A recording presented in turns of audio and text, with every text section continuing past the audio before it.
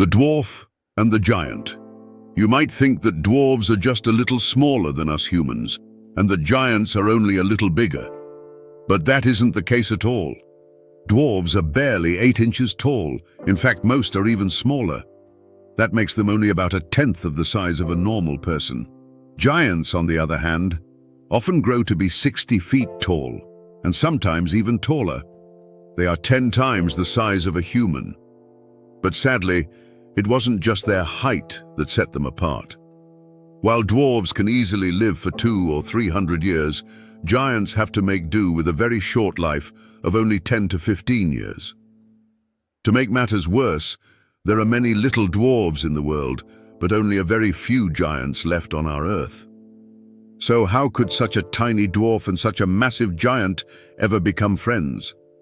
Well, let me tell you the story. You will be amazed. It happened like this. One day, Ardeney the dwarf was wandering through the deep forest to collect tree resin. You see, dwarves are masters at turning sticky resin into beautiful amber, which humans love to wear as jewelry. Because Ardeney was so small, hardly bigger than a wooden spoon, he made slow progress through the vast woods. The forest was so large that he could only visit his favorite resin spots once every 15 years. When he reached a tall, ancient pine tree, he whistled a cheerful little tune. He took his climbing hooks and ropes out of his tiny rucksack and began the long ascent. By noon, he had reached the upper branches, nearly 30 feet above the ground, a massive height for a little dwarf. "Good heavens, this will be a wonderful harvest," Ardeney cried, seeing the first golden drops of resin glistening on the bark. He had almost filled his bag when he suddenly froze and listened. What was that noise? He pricked up his ears. It was a terrible, heart-wrenching wail that made his blood run cold. Oh, it hurts so much. Please, help me." The voice was so powerful it swept through the forest like a storm. "Someone must be in terrible pain," Ardeney whispered. "I have to see what happened." He scrambled down the tree as fast as his little legs could carry him.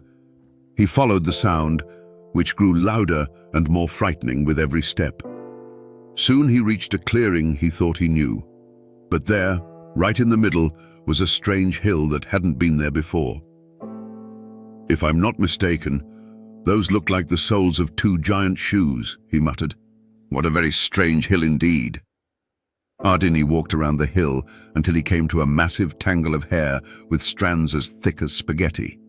Cautiously, he crept further and suddenly found himself standing in front of a giant eye, overflowing with tears. "Goodness gracious, who is crying?" Looking closer, he saw a nose and a mouth and realized he was looking at a face larger than anything he had ever imagined. "Can you help?" boomed the giant mouth. "Please, speak softly, or you'll burst my eardrums," Ardeney called back. "What is the matter, you big crybaby?" "A headache. A terrible throbbing headache. My whole skull is buzzing and humming. I think I'm going to die." "You won't die that easily," replied Ardeney, who was already 150 years old and very wise. Ardeney knew he had to help, but he couldn't see inside the giant's head. Then he had an idea. "Hey, giant, can you turn your nose straight up toward the sky?" Slowly the giant moved his head. This revealed a huge ear right in front of the little dwarf. "You must be very brave now," Ardeney commanded. "I am going to see what I can do, but you must not move a muscle until I tell you." Ardeney took a deep breath. He used his hooks and ropes to climb up the massive ear. He found an opening that looked like the entrance to a dark cave. He lit his little dwarf lantern and stepped inside, going deeper and deeper into the giant's ear. What he saw there almost made him laugh. Right in the middle of the ear canal, a queen bee and her swarm had settled down and were busily buzzing away at their work. "Your Majesty, may I have a word?" Ardeney asked politely. "What do you want?" the queen buzzed. "Can't you see we are busy? We have found a mountain of wax to build our home." "Your Majesty, I'm afraid you've made a big mistake," Ardeney explained. "You have settled inside a giant's ear. Your buzzing is giving him such a headache he thinks he is dying. And that wax you found? It is actually earwax, and it's far too salty for honey. If you stay here, your honey will be ruined, and your bee children will have nothing to eat." The queen was horrified. She tasted the earwax with her tongue and made a face. "Yuck! It's completely oversalted," she cried. "Stop everything! We must find a hollow tree stump at once."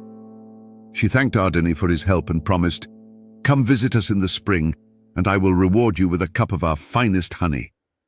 With a loud hum, the entire swarm flew out of the giant's ear. Ardeney quickly cleaned up the remains of the hive and climbed back down. Once he was safely on the ground, he called out, "Well, is the headache any better?"